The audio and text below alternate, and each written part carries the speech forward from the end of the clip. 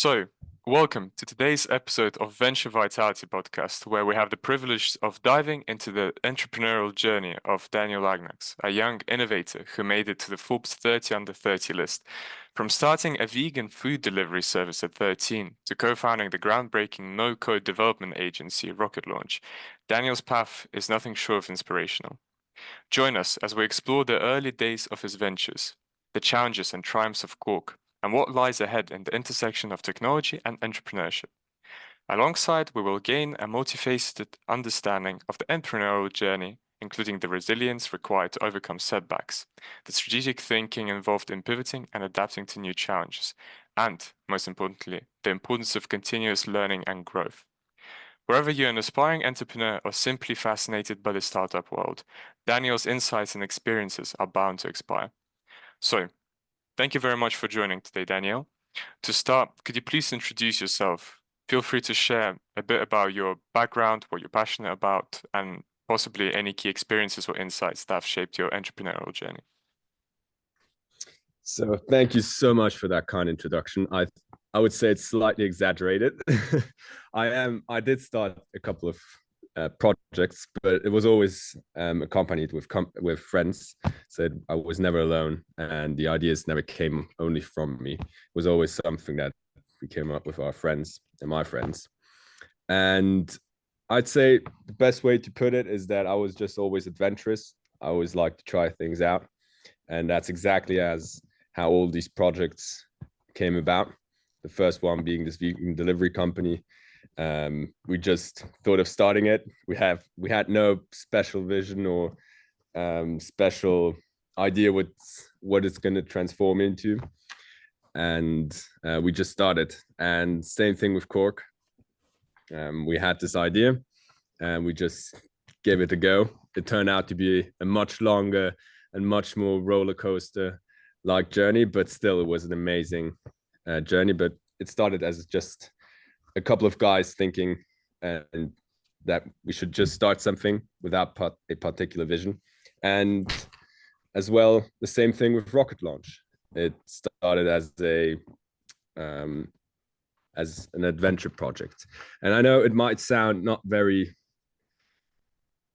entrepreneurial, but because it's not this sort of story that you hear that there's this guy, he was sitting in a room alone, no one believed in him, and suddenly he had this brilliant idea and had this vision, and then he went out into the world and started building his project, and he got instant success, and then all the chicks loved him, all the people applauded him. That is not our story. And to be frank with you, I think that's actually not how most of the time it works. It's, at least in our case, we were just passionate about such project. We just did it not because we had this particular vision, just because we thought that might be something interesting to do. And that's how everything started. So pretty much your sparked interest at such a young age in entrepreneurship was sparked by pretty much a spontaneous decision of doing something, which is, yeah, as you said, very non-entrepreneurial like style.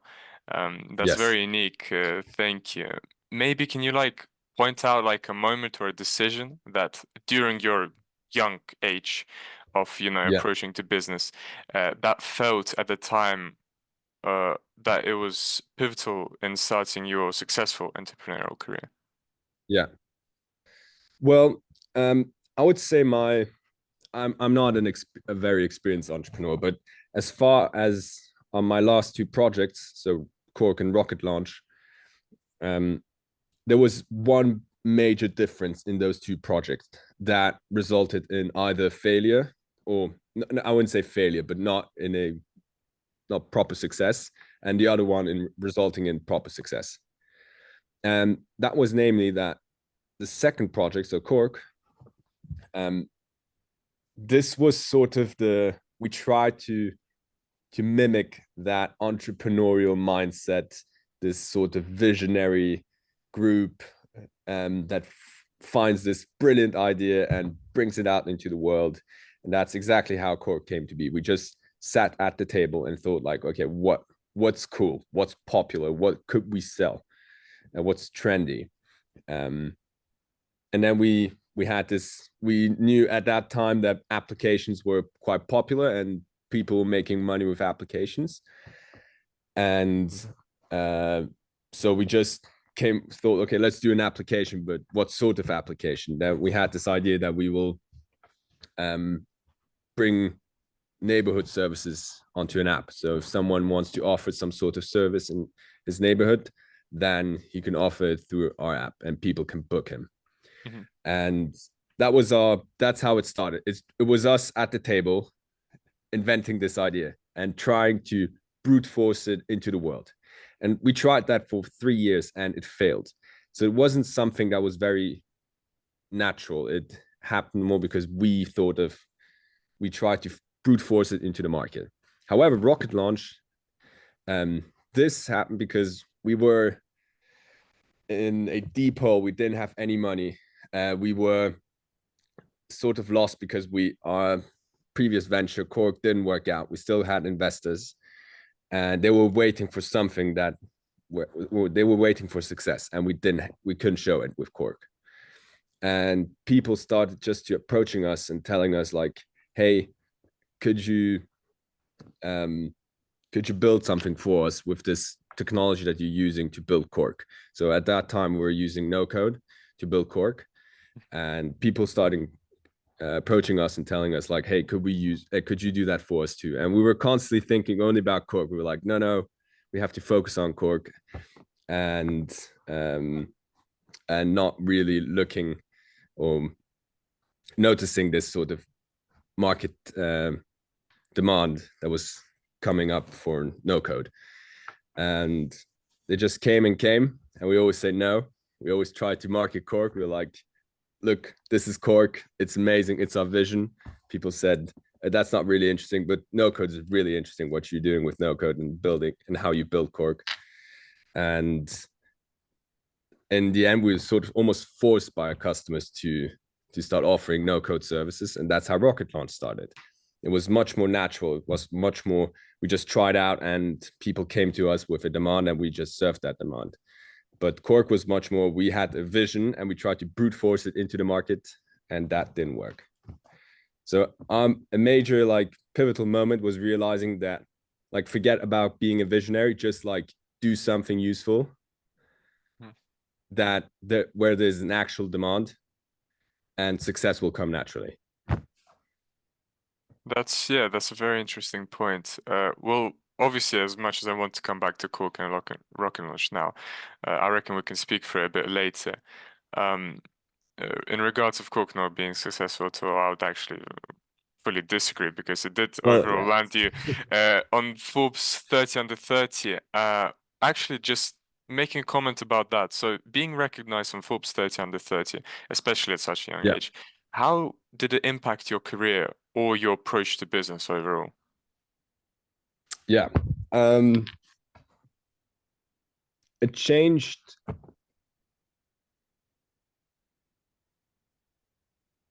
At that time, wait, let me think.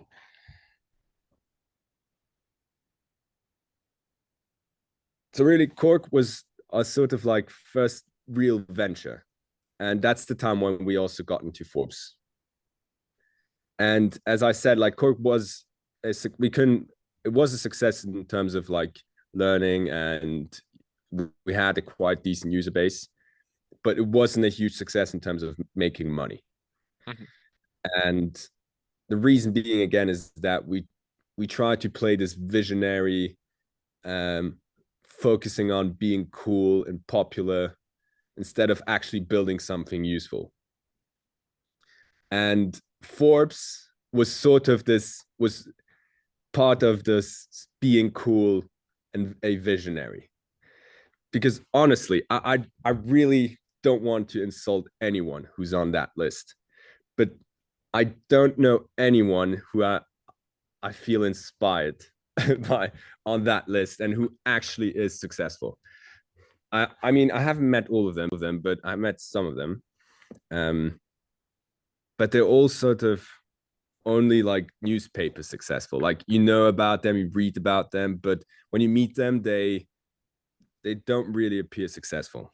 Because I think all of those people who come onto this list are more like trying to sell themselves instead of building a business and focusing on building an actual business. And that's why when we came onto that list, the reason was because we wanted to promote us, not promote our business, which was actually the more important part. Mhm. And what I've learned by being on that list is that it's completely useless. But okay, no, not true. But you do get some attention and some Of course. credibility, which is really useful, especially when you're young, because like no one believes in you. And but besides that, it's literally useless for your business. Like it doesn't bring in any new customers. Mhm. And when we were starting to build Rocket Launch, we told ourselves like we're not gonna do that mistake again. We're not gonna try to promote us. Our goal is to build a business, and the most important part of it is finding customers and building the actual business. It's not promoting the co-founders. And we were not mentioned we weren't mentioned any newspapers at Rocket Launch, but our success was much larger than with KORK, just because we're focusing on the right things and not being on certain lists. Mhm. So I would say like being on that list is actually not that cool as it's. Well, of course, to an extent, it is quite cool. But yeah, so basically, you said it's good for building, I would say, a personal image, which then you Yeah, can sell rather than the yeah, business. Yeah, I would certainly, to an extent, agree to that. It that's builds a that's very good, really useful. yeah, it definitely brings a good personal image rather than the business focused. Um, well, obviously, thank you for the good insight, especially for the list, as obviously a lot of people are focused on, okay, this is my successful path. I need to go Forbes Yeah, 30 under 30. Whereas your opinion is don't make your main point this.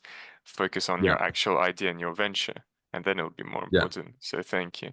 yeah. Um, I'll probably jump a bit quickly to your earlier ventures. So Mhm. obviously, can you walk us through for like the earlier days of your entrepreneurial journey, starting with Customize and Destructive Culture? So obviously, Customize you started when you were just 13 years old, and you were mentioned in the Zurich Journal, as I'm told. Yeah. So this must have been quite an experience. So what motivated you to start this venture, and how did it feel to receive this media attention at obviously such an early stage of your entrepreneurial journey?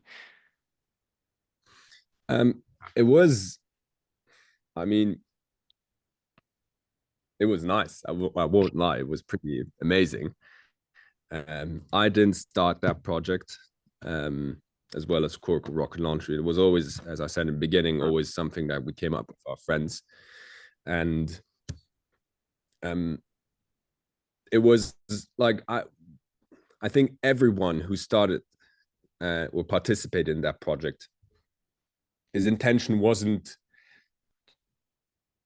to be super successful. Like we had, honestly, especially at that age, we didn't really have like an idea what it's going to transform into. We didn't have a proper business plan.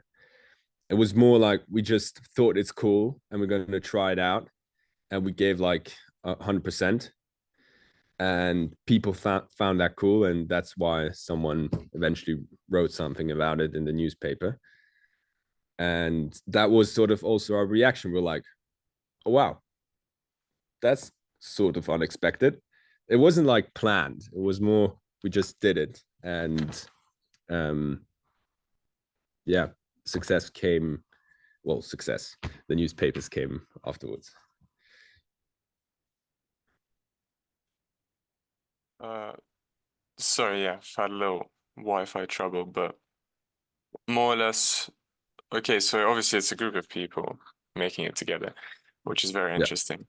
Uh, but obviously, having it at 13 and possibly even the destructive culture, which you yeah. created, it was, as I suppose, one of the leading Instagram-based clothing companies in Zurich. Uh, Having all this media attention and early outgo, obviously early stage success, um, did it create any, I would say, missions or aims in your mind, being like, okay, so I'm at this early stage, I'm 13 and 15, I'm already getting into the entrepreneurial ventures. I might actually be very successful at this, and I actually really like this. Uh, was there a turning point at this stage, or was it still more of like a hobby to do with your friends, to kind of, um, have a much better time spending than the other kids playing video games or etc.? Yeah.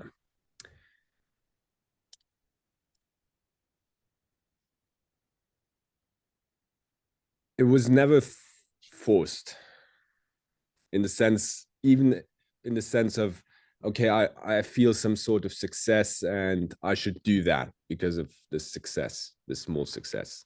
I mean, we're talking about success. I mean, it was a small, like, hobby style clothing company. We still made some money for our age. It was pretty good, but it's nothing huge.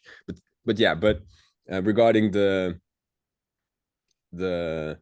how it felt, like, it was never something that um, we felt we must do because we feel that we're going to be successful and we should pursue that path. It was more, we just liked doing it and we just did it. I know it sounds stupid or like too, you might think like there must be some sort of more complex thought of answer, but the truth is it was literally just we liked doing it and we just did it. As long as we liked doing it, we continued.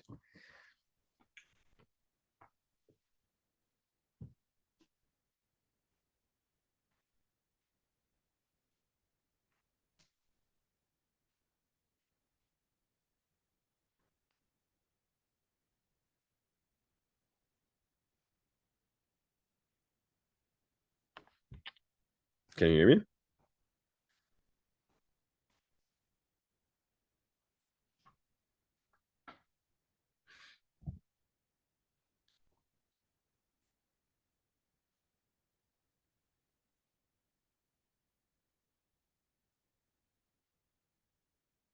Well, sorry about this, Daniel. The No Wi-Fi worries. keeps cutting out a little bit There's for no some worries. reason.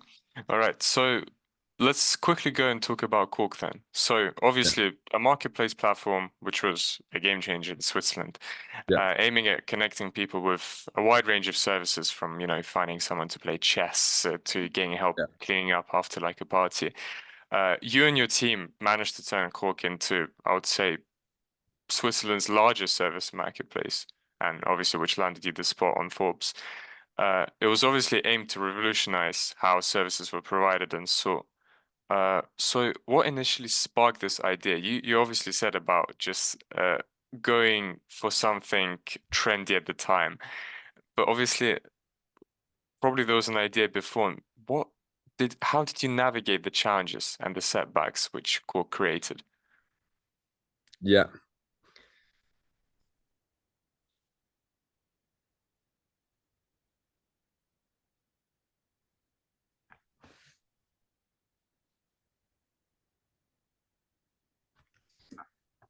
Um,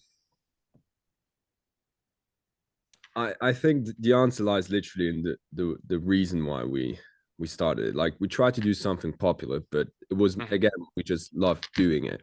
It wasn't something really forced. We just, like, naturally, we just wanted to do a project and we just started. And that's why we always continued, like, all through all the major setbacks, and we had like plenty. If I think back to it, I sometimes really wonder how we didn't give up because it was crazy. Um, but and of course, there were moments like where we banged our head against the wall and just pulled our hair out. But it lasted like for 5 minutes, and then we were like, okay, back to work. We love doing it, so just let's continue. And that's how it we always continued. It's, I think, the reason why people give up is they just don't like doing it, or they just don't feel passionate anymore about it. Mm, And we were always passionate about just doing such projects, and that's why we always continued. of course. Well, yeah, obviously, tough times. You did face a lot of tough times at KORK. As you mentioned before, you were practically delivering pizzas with your friends just to keep the business going, which, a lot of young entrepreneurs and entrepreneurs in general would not go to the extent of. Uh, so, possibly a personal question. So, maybe can you explain or tell us what strategies do you employ for yourself or for your team to like foster innovation when working with ventures?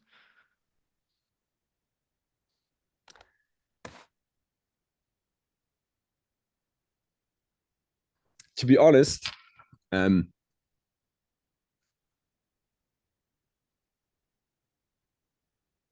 I I was interviewed. We were interviewed several times in newspapers, and often people try to find out the secret sauce, like what sparked the idea, what how did you innovate, like what was the team mentality so that you never gave up. And honestly, I think the reality is just it's just much more boring and much more perseverance and trying out, failing, doing, and not really thinking much. And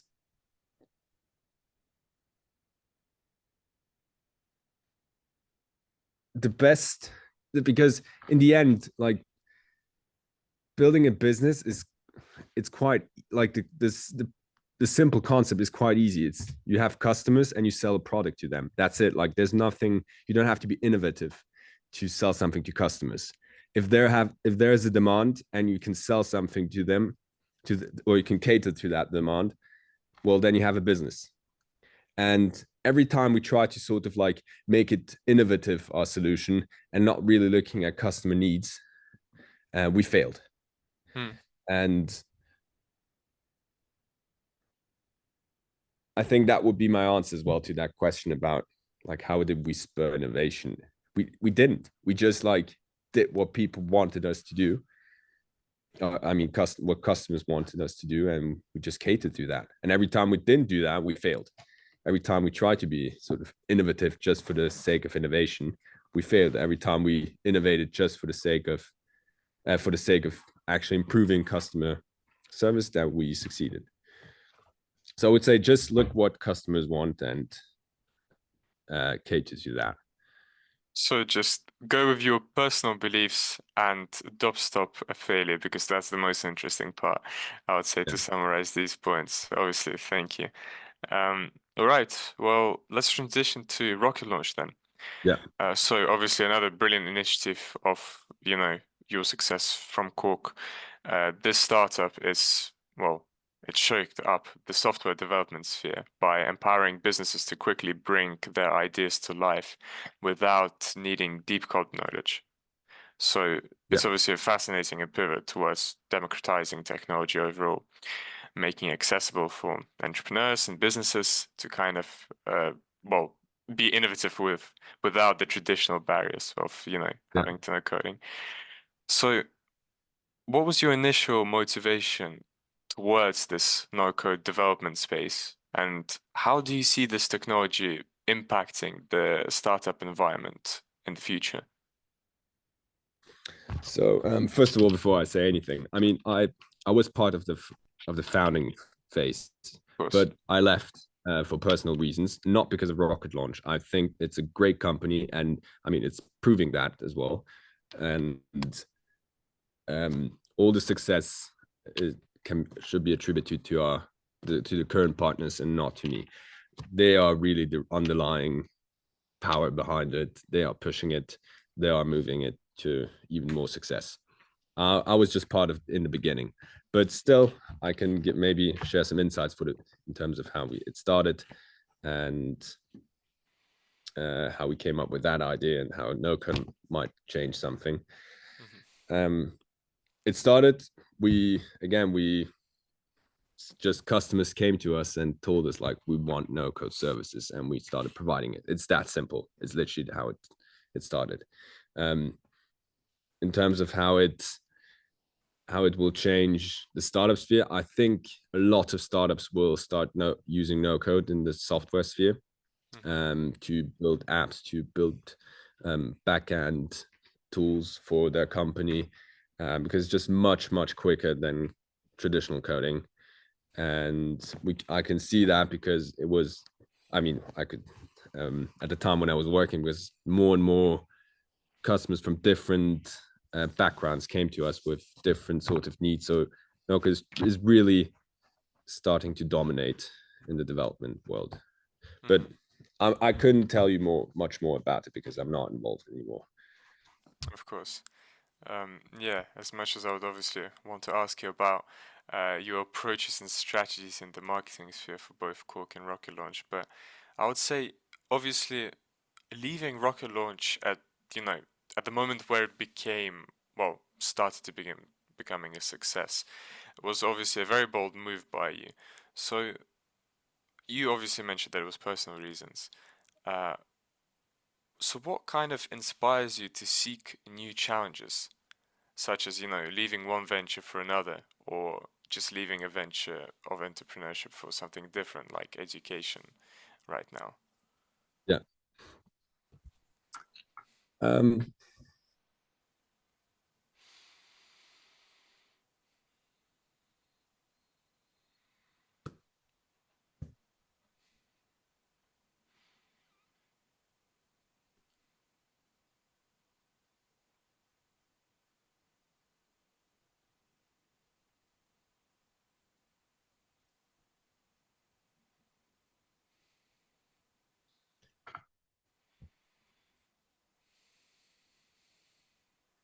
I I mean, I could talk about the reasons why I left, but in general,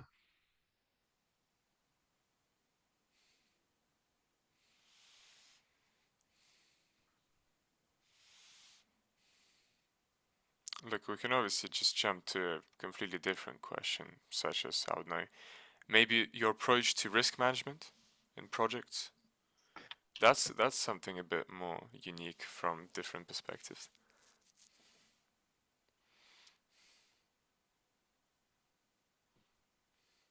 I mean, okay, regarding trying something new, like leaving Rocket Launch and maybe also risk management, I could maybe connect that. But I left because it just didn't feel right. I know this might sound like a stupid decision, like not rational, but I knew that if my guts tell me no, then I probably should listen. I mean, among a lot of like rational reasons why I left, um that was definitely one of them. And I wasn't particularly like, it wasn't really a thing that I was passionate about. And regarding risk management, that was also our answer. We never thought of risk management, our company. We just like tried out. And I mean, in the end, what can you lose? You'll only be a human if you fail. Like, Of course. I know it's like people make a huge fuzz about, oh, we failed, oh, we this company is being destroyed. In the end, like the world didn't change if that happens. um of course, like it might, like some customers might not like use your product anymore, but you're still human. Like you're not dying, you're not killing yourself. Of course. And I think that was sort of our mentality. Like we tried everything, we because you have nothing to lose, especially if you're young. You you know you don't have any risks in terms of like family risks, so then you literally don't have anything to lose. And that's why we just tried out, we did both things, and um never saw it as a risk, but more as a learning journey. And if it succeeds, then so even better. If it doesn't, well, we just learned. Of course. Experience is obviously never failure. Any experience is very, very valuable. Um, so let's talk a bit more about your education then. Obviously, right now you're pursuing a degree in mechanical engineering at ETH, Yeah. which is, known as Europe's MIT.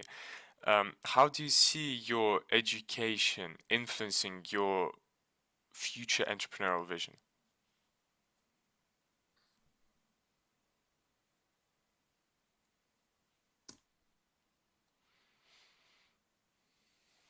the reason why I left Rocket Launch is that I thought I understood that I will never be able to properly study again in the future and really learn something, and like a certain topic deeply, if I continue working. That was one reason why I left Rocket Launch, and that's because I wanted to have a proper education.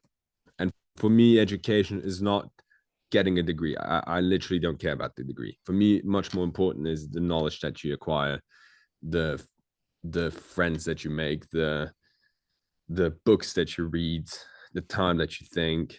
Because once you're out and working, you're more employing your potential and using your potential that you acquired through your studies.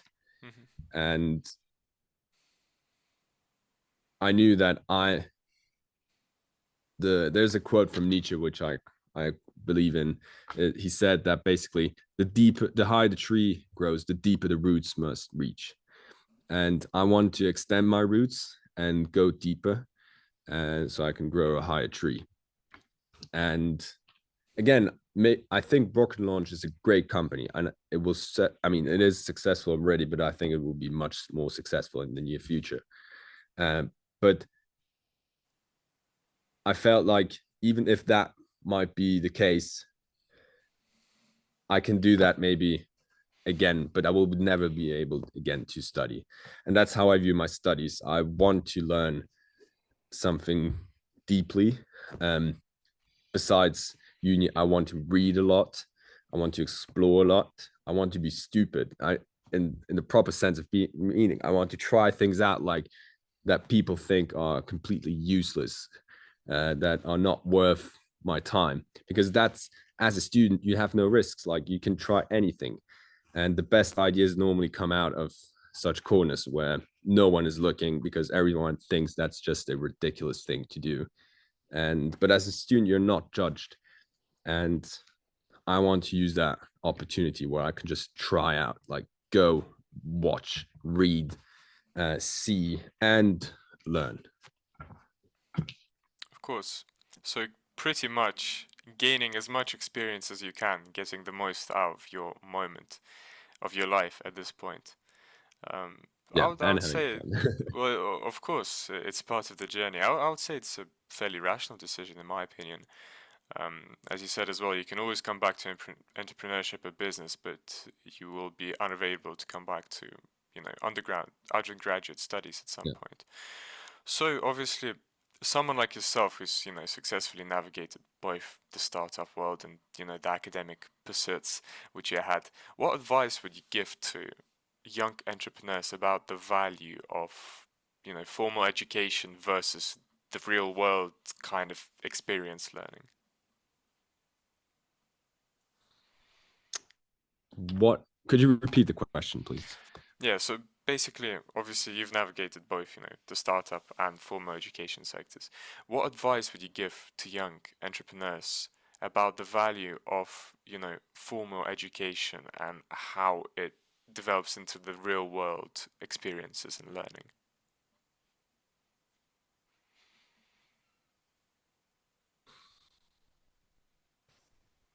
Okay.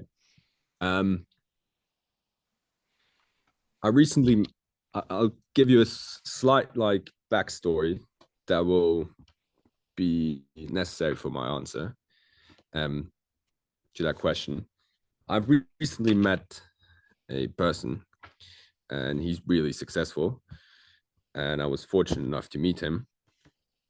And we talked about success, what I want to do next, and just sort of thinking about life in general.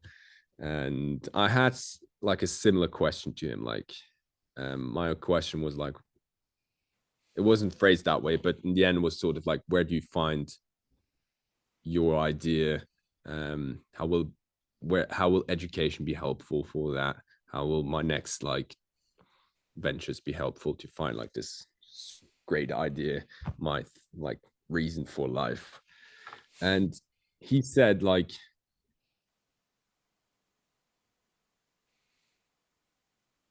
you don't know.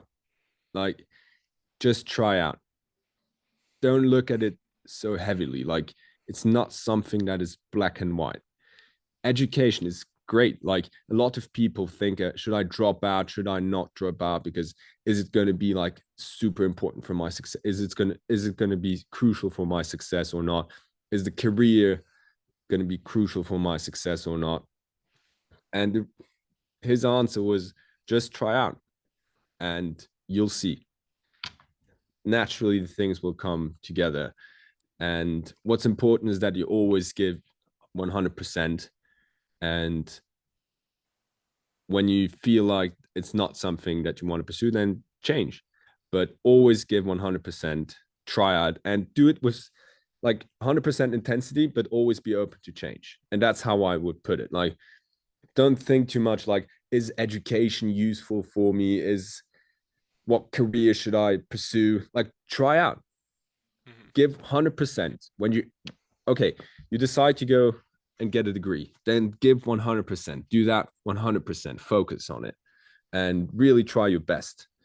And if you realize it's not something that you want to pursue, or you're not learning what you want to learn, change. And don't make it like this like crucial or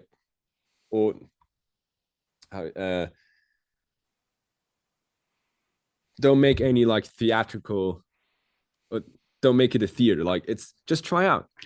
If it doesn't work, like, don't care. Like, just continue, try something new, but always give 100%. Try a degree, try a project, do something that you are passionate about, and you will see how it goes. For sure. Great words of inspiration.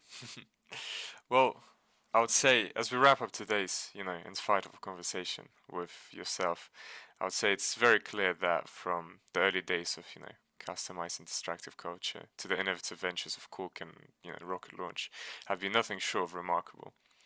Daniel's resilience in the face of challenges, his pioneering spirit in the no-code space, and vision for the future world of technology and entrepreneurship have been truly inspiring. Your pursuit of education and mechanical engineering amidst your entrepreneurial achievements speak to the lifelong commitment to growth and learning. Your journey has outlined several lessons for entrepreneurship, from failures to the importance of adaptability, and I would say at the end, obviously, impact of education, which is not as important as some must say. To aspiring entrepreneurs, Daniel's story is a testament to the power of perseverance, the importance of constant self-growth, and the endless possibilities that come with embracing change.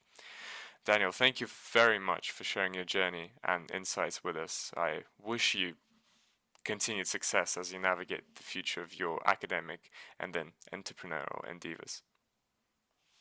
Thank you very much for your time. Thank you.